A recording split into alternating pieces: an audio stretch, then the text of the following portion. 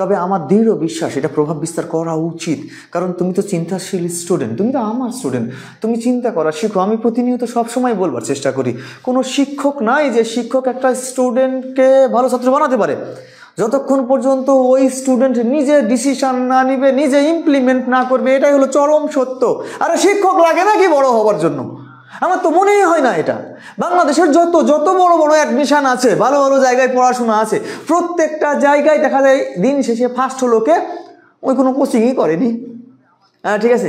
বেশি মার্কস পাইকে ও আসলে রিক্সা চালাতো কিংবা কাঠ মিস্ত্রি কাজ করতো, কিন্তু তার পুরো কনসেন্ট্রেশন সে ইউজ করেছে, সে পরিশ্রম করেছে সঙ্গত কারণে, সে ওই পরিশ্রমের পরে এটার ফুল কনসেন্ট্রেশন দিয়ে নিজেকে কাজে লাগিয়েছে। ব্যাপারগুলো এরকম। আবার প্রেক্ষাপট আলাদাও হতে পারে। কেউ কেউ আছে যারা প্রতিনিয়ত নিজেও পরিশ্রম করেছে, কিছু জিনিস যারা জানে না সেটা সিনিয়রদের হেল্প নেওয়ার জন্য কোনো কোচিং, কোনো প্রাইভেট টিচার এসে নানান প্রসঙ্গে সে অ্যাপ্রোচ নিয়েছে।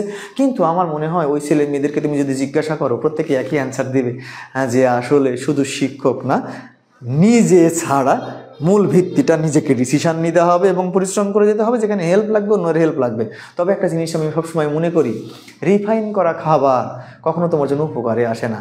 অন্যের হেল্প নিয়ে ওই জিনিসটা তুমি জানলা না, অথচ হেল্প নিয়ে তুমি পার হয়ে গেলা, কেমনে চরম বিপদে পড়লে ওই জায়গা থেকে উদ্ধার হওয়ার রাস্তা তুমি আর জানবা না, আবার তোমার হেল্প লাগবে। এটাই হলো চরম বাস্তবতা।